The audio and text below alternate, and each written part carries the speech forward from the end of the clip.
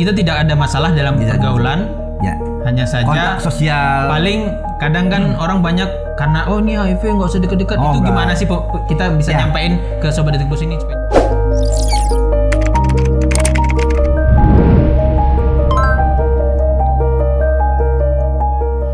Assalamualaikum warahmatullahi wabarakatuh. Kembali lagi di channel kita Detik Plus, channel yang akan memberikan info-info terbaru, terhangat, dan yang lagi viral saat ini. Nah, di video kali ini saya tengah berada di kantor Siklus, bener Pak ya? Yayasan Siklus. Nah, di sebelah saya ini juga ada perwakilan sekaligus ketua dari Yayasan Siklus. Nanti kita tanya lebih jelas lagi langsung kepada beliau. Sebelum itu, dukung channel kami dengan cara tonton video ini hingga habis, agar info-info yang kami sampaikan nanti bersama Bapak Hasan bisa tersampaikan dan bisa dimanfaatkan untuk sobat-sobat Detik Plus yang ada dimanapun. Sebelumnya perkenalkan Pak, nama saya Gusti Fikri dari channel Detik Plus. Dengan Bapak siapa kalau boleh tahu Pak? Saya Hasan Supriyanto. Ini jadi menyapanya apa nih sahabat Detik Plus ya? Iya boleh ya. Siap. Selamat salam kenal juga untuk sahabat Detik Plus. Saya Hasan Supriyanto nama lengkapnya. Dalam kesehariannya di Yayasan Siklus ini adalah ketua dewan pengurus. Baik. Dan sekaligus juga ketua institusi penerima wajib lapor Yayasan Siklus. Nah, kalau boleh tahu nih Pak, Siklus ini yayasan lebih kepada apa Pak? Ya, Yayasan Siklus itu memang dalam proses perjalanannya mau mengalami beberapa kali masa periode, tapi fokus yang sekarang ini lebih kepada rehabilitasi penyalahgunaan nafsa itu narkotika, psikotropika dan zat aditif lainnya. Itu lebih dikenal, ada yang banyak mengatakan ada yang bilang narkoba, ada yang bilang narkotika, ada yang bilang nafsa gitu. Apa penjabarannya? Ya, jadi memang kita untuk merehabilitasi. Pengertian rehabilitasi itu adalah tentu pada penyalahguna. Penyalahguna itu secara undang-undang disebutkan dia memang lebih baik di rehabilitasi. Bukan untuk dipidanakan atau dipenjarakan. Penyalahguna itulah yang makanya kita akan fokus ke sana bagi siapapun, masuk sahabat Detik Plus, kerabat, tetangga atau siapapun yang memang punya kerabat atau teman yang memang terjebak ya dalam penyalahgunaan, bisa kita bantu pemulihan ya, karena ini kan sembuh total tidak, tapi pemulihan. Kita udah melakukan pelayanan ini udah 5 tahun. 5 tahun lumayan. Dan ini tahun 2020 kembali kita dipercaya oleh Kementerian Sosial sebagai namanya IPWL, Institusi Penerima Wajib Lapor. Kenapa wajib lapor? Berarti ini adalah orang melapor kepada kita, mengakui bahwa yang bersangkutan siapapun ya, kerabat atau anak atau tetangga, bahwa yang bersangkutan itu memang terjebak atau terjerat dalam penyalahgunaan. Kemudian dia minta bantu sama kita untuk kembali merehabilitasi. Kembali pada kehidupan semula yang tidak memiliki ketergantungan terhadap nafsa. Nah, jadi itu Sobat Detik Plus. Jadi kalau Sobat Detik Plus atau mungkin keluarganya, temannya, atau mungkin orang-orang terdekatnya mungkin ada masalah atau mungkin ingin keluar dari ketergantungannya, bisa datang khususnya di warga Kota Pekanbaru ya Pak ya? Nggak mesti Pekanbaru. Kalau misalnya sahabat Detik Plus di luar Pekanbaru pun kita siap melayani itu. Nah, jadi ternyata tidak hanya lingkup Kota Pekanbaru, dari luar Kota Pekanbaru, Seriau ataupun di luar lain mungkin keluarganya ada di Pekanbaru bisa langsung datang ke Siklus ini. Nanti kita akan terapkan kontaknya di description. Nah, jadi di Siklus ini juga tersedia layanan rehabilitasi gitu ya Pak ya?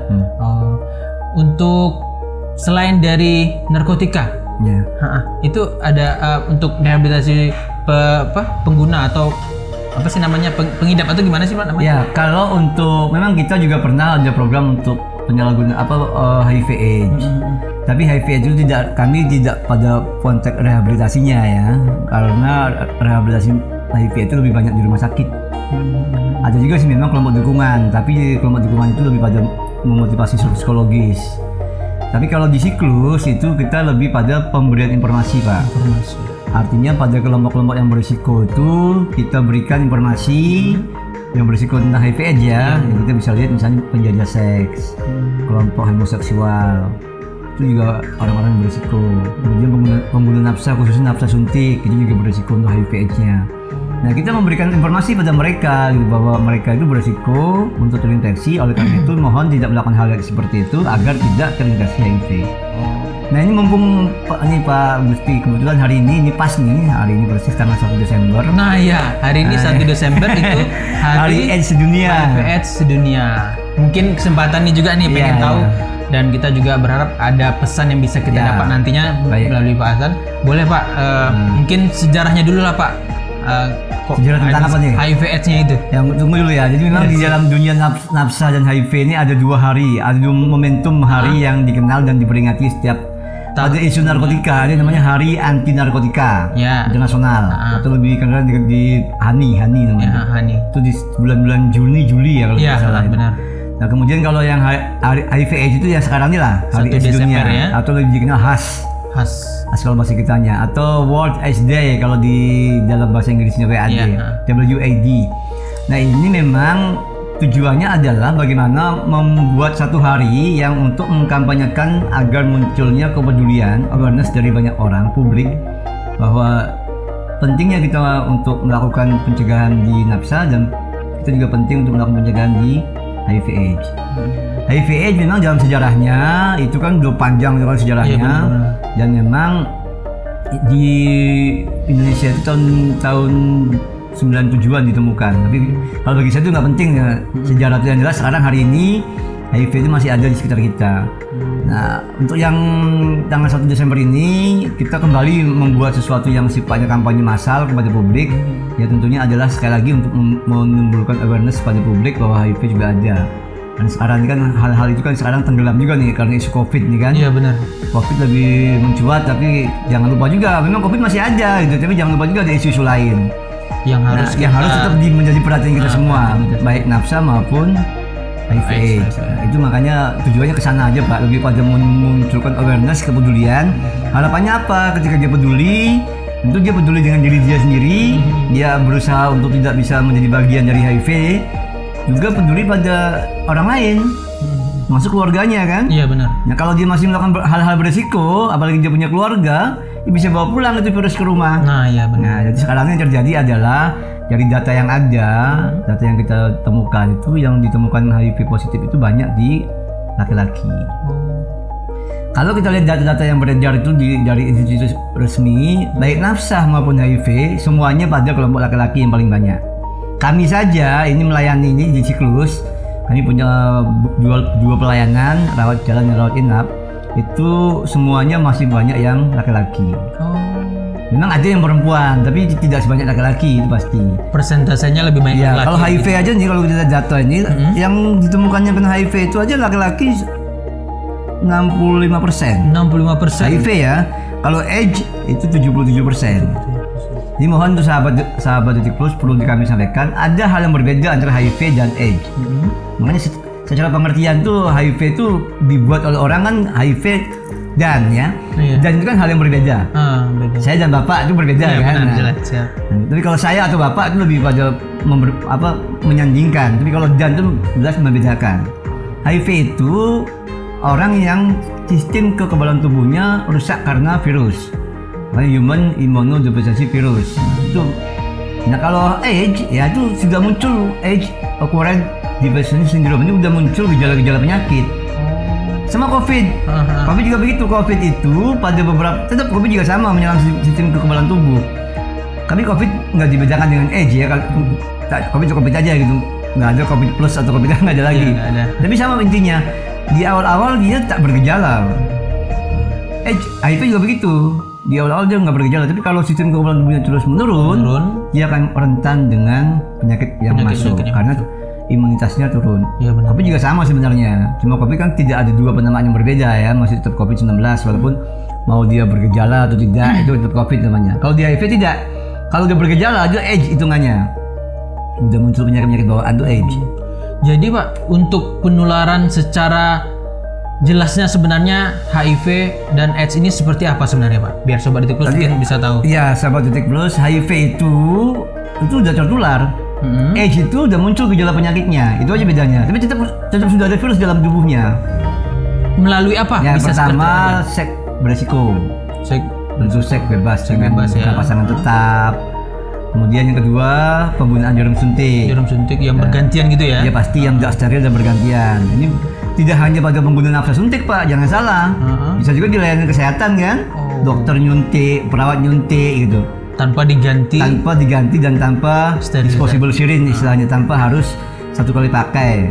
Makanya Bapak Ibu sahabat Detik Plus berhak untuk minta membuka di depan kita kalau kita kebetulan sakit ya, semoga tidak sakit ya. Kalau misalnya kita mau disuntik itu tanya betul ke perawatnya, tolong buka di depan saya, suntiknya memang betul-betul dari bungkus yang satu. Iya benar. Nah, saya termasuk yang kritis Pak. Siap, benar. Saya kan pasien kan bayar ini ya. Siap. Dihitung tuh Pak bayarnya berapa satu suntik itu. Iya benar. Ya, saya tanya betul, sus itu baru nggak? Baru Pak. Nah, baru itu kan bisa klaim-klaim dia saja. Dengan dia membuka di depan kita kan tahu bahwa baru. Ini dari ibu ke anak melalui ASI ya. Dari ibu ke anak melalui dua hal. Pertama persalinan ketika melahirkan, kedua ASI. Itu. Di luar itu aman Pak. Kita berpelukan, ngobrol bersama, tidur bersama. Berarti dengan begitu hanya tidur bersama ya. Kalau tidur bersama terus ngapa-ngapain ya bisa kena. Gitu seperti itu Plus. Berarti dari tiga ini selain dari itu kita tidak ada masalah dalam pergaulan. Ya. Hanya saja kontak sosial. Paling kadang kan orang banyak karena ini HIV nggak usah deket-deket. Itu enggak. Gimana sih kita bisa nyampein ke Sobat Detik Plus ini supaya jangan seperti Sobat Detik Plus, terima kasih. Kalau memang ada orang HIV itu tidak seperti COVID. COVID itu kan penularannya melalui droplet. Droplet nih, jadi kita bersin, kita batuk, ngobrol ini kan bisa. Itu pun kalau memang kita juga posisinya lagi imunitas kita lagi turun. Kalau HIV itu kalau tidak ada kontak tiga hal tadi, kontak darah, kontak cairan kelamin, dan kontak air susu ibu itu nggak ada masalah. Bapak dengan saya ngobrol, ini kan kita nggak ada kontak darah, nggak ada kontak cairan kelamin, apalagi susu ibu. Kita kan bapak laki-laki, saya laki-laki gitu kan. Itu jangan takut. Nah oleh karena itu salah satu yang membuat survivalnya, tingkat kebertahanan hidup orang yang HIV itu adalah dia tidak stres dan tidak distigma. Kalau Bapak sahabat Detik Plus menemukan orang yang positif, beri dia motivasi semangat. Malah bukan memunculkan gitu. Kalau ya mudah-mudahan tidak ada lah di sekitar kita yang seperti itu. Tapi kalaupun ada, kan sudah terjadi nih. Karena kalau udah ada virus dalam tubuh itu Pak, sampai mati dia akan tetap menyimpan virus itu. Hanya maut lah yang membuat dia akan mati, betul virus dalam tubuh itu. Dan virus HIV, virus apapun sangat nyaman di dalam tubuh. Karena dia kan tidak, kalau di luar tubuh kan bisa kena panas, kena segala macam. Kalau di dalam tubuh aman, nyaman, senang dia. Malah bisa berkembang biak, bukan hanya nyaman gitu.